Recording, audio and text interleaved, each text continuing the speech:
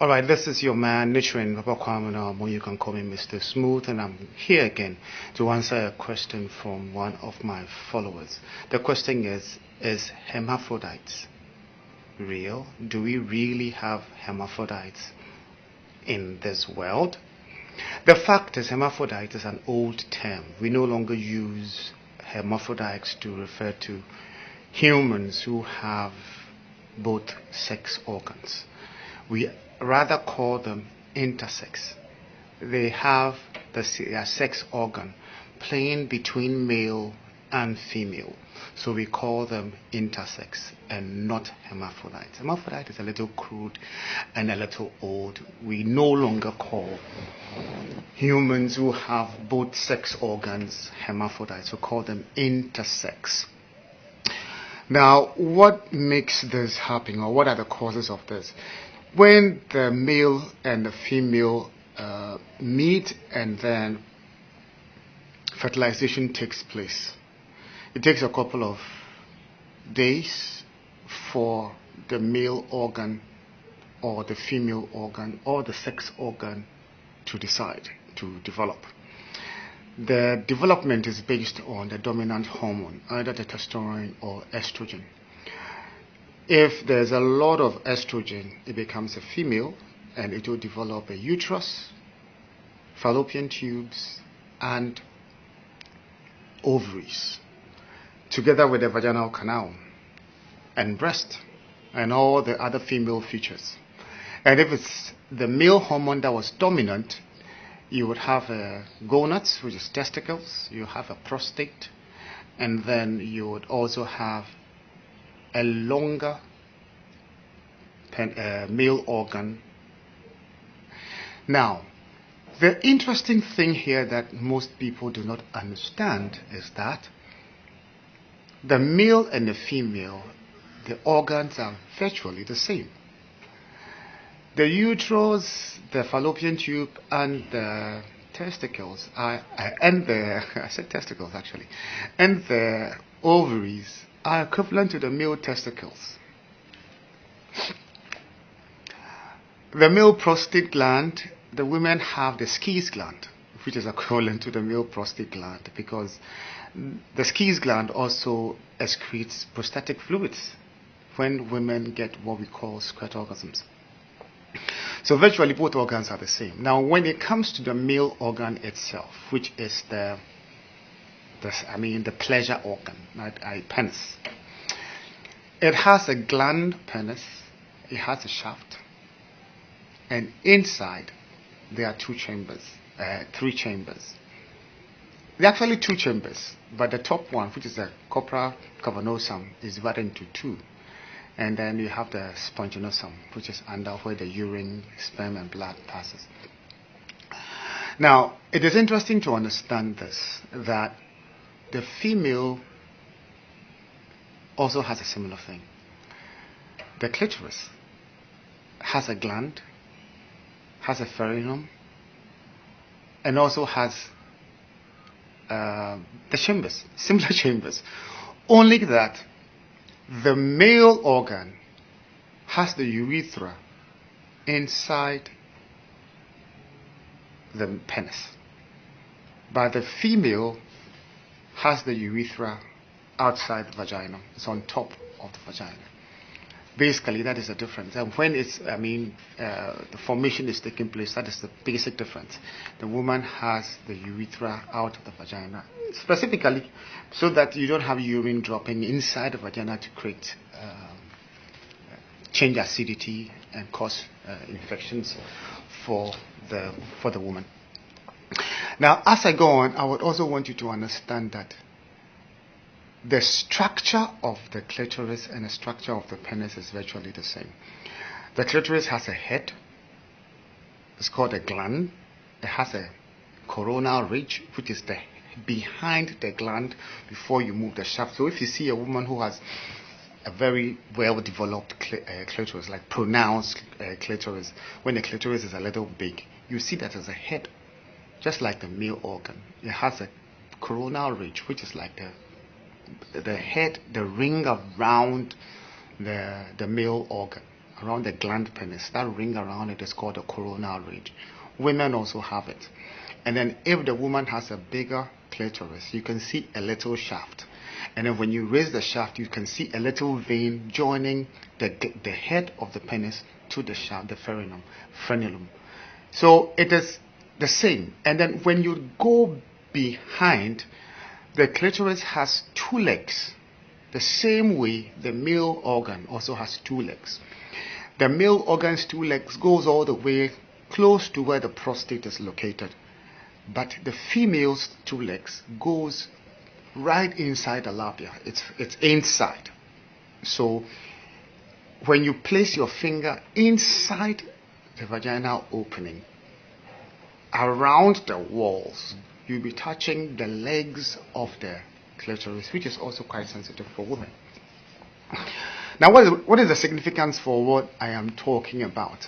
I want you to understand how the developmental stages of this both male and female reproductive system starts. And like I said, they are virtually the same. And it depends on the dominating hormone that will determine whether the person is going to be a male or female. But what happens in the case of intersex, which most times is natural, it is not a deformity, is the person starts developing a prominent male organ. That is, the person starts having a lot of testosterone from the start, and all of a sudden there's a hormonal change or hormonal imbalance, and estrogen starts to develop.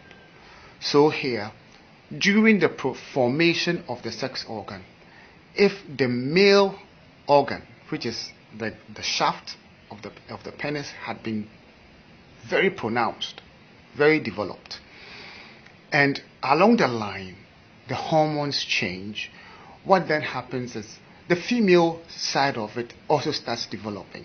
So you are then going to have a person who grows up with partially developed penis and a partially developed vagina, or a fully developed penis, a partially developed vagina. Most times these things happen, and it is no fault of the person.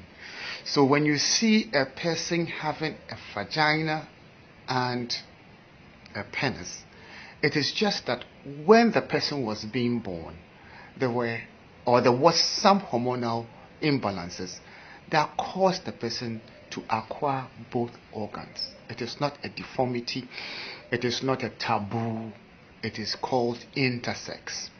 So here, what happens is the more developed organ then becomes the person's gender. The more developed organ become the person's gender. So then you're going to have a man, probably a female, or a man who has a vagina and a penis. Now, what becomes the dominant hormone is he menstruating? Does he have testicles? These are the two things that you normally have to look at.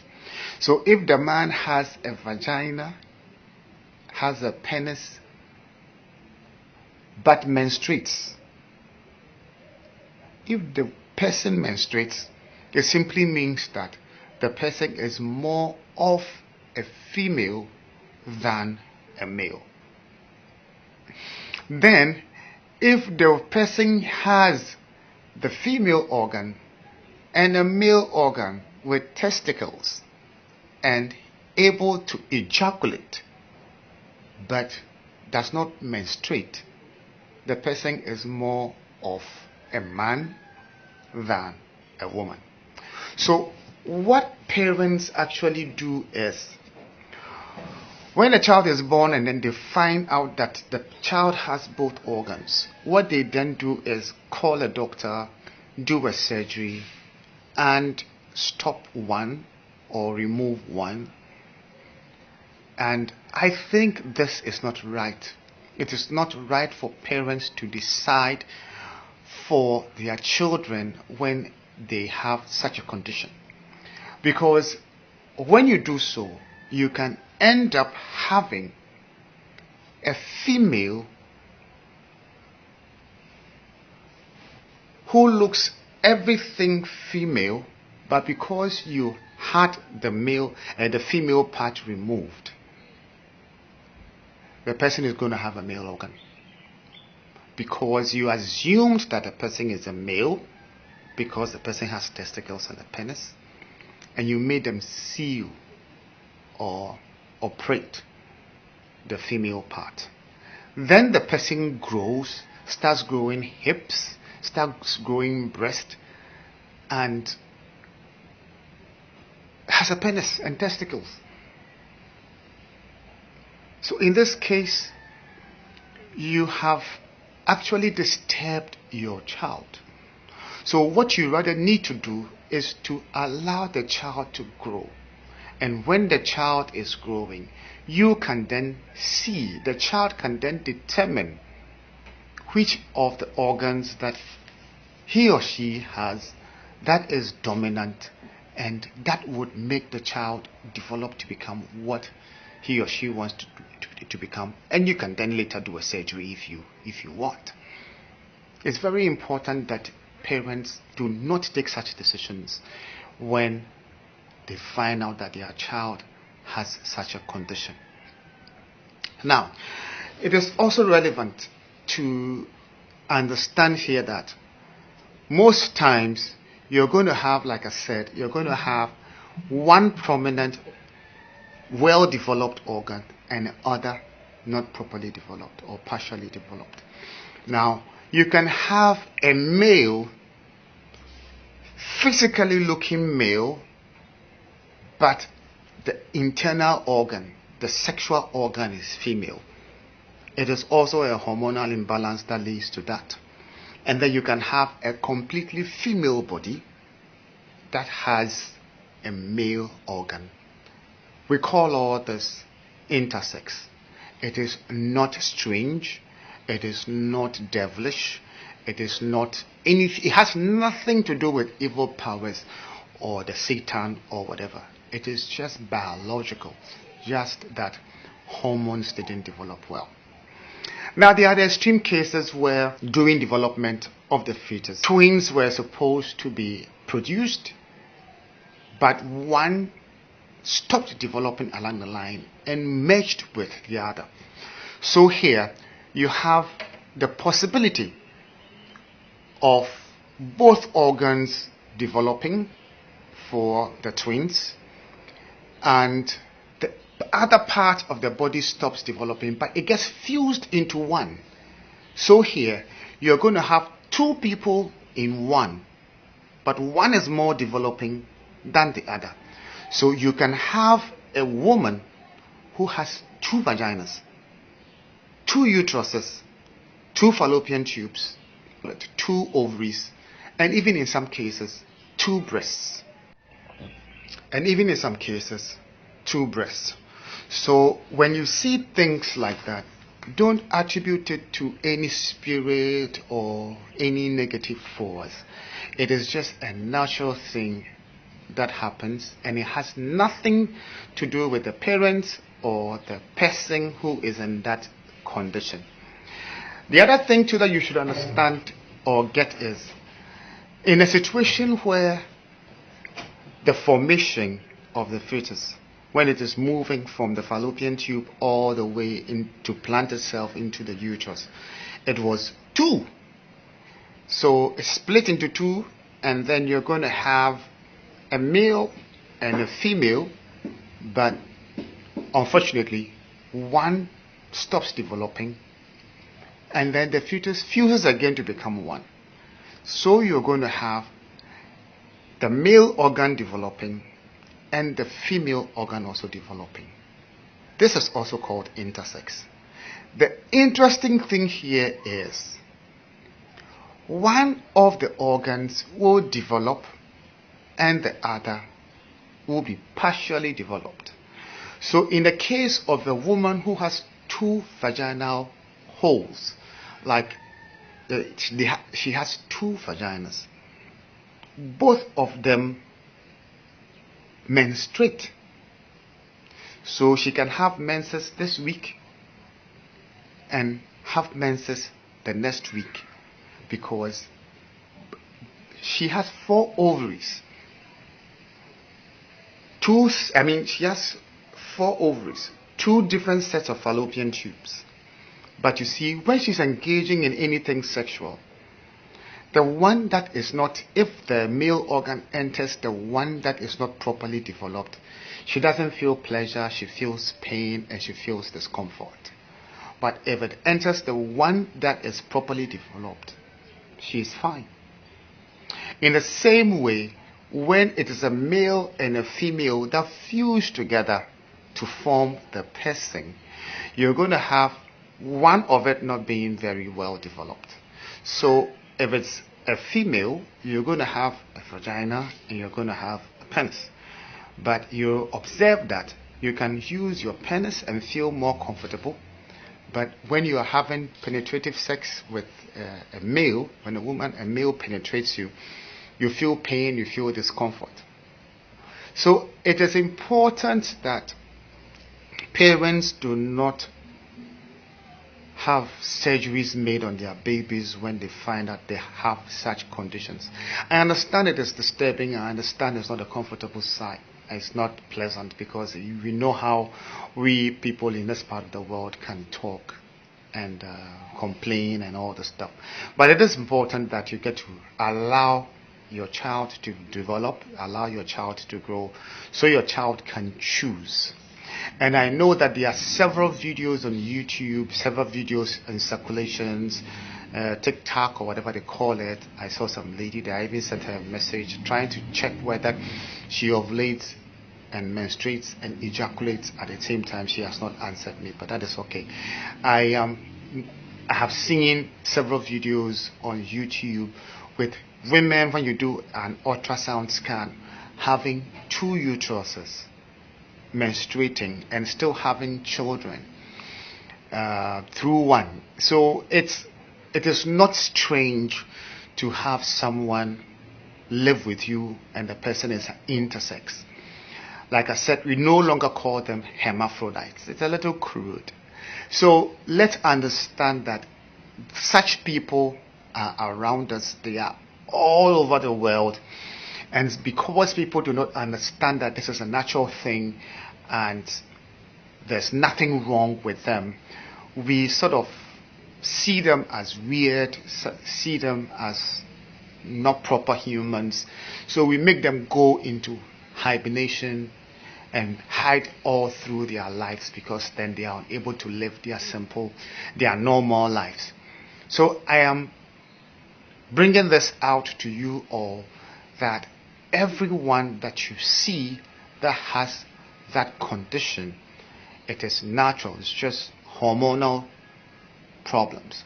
When you see a lady who has a long clitoris, that time there was a video that went viral not long ago, a man insulting the wife that he has a big clitoris and all those things. These are nothing.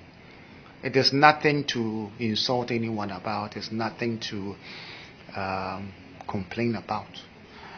There are some men who, along the line, their male organ stops developing. It is hormonal, and it is nothing to become so wet up about and be complaining and making them feel so uncomfortable.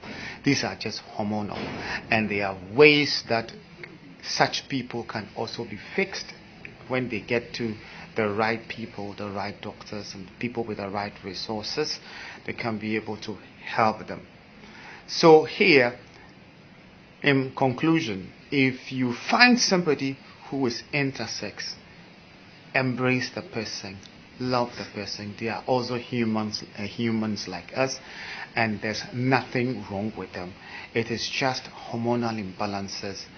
It is not a deformity, and it is natural. Good. So I would end here, but if you have any relationship issues, if you have any reproductive health issues with premature ejaculations, erectile dysfunctions, unable to have babies and all that.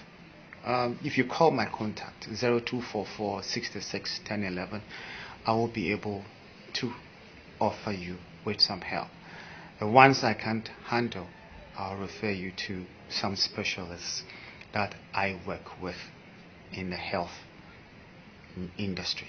My name is Nichun Papa Kwamanamo. You can call me Mr. Smooth. I'll be back some other time with another amazing education. Thank you for watching.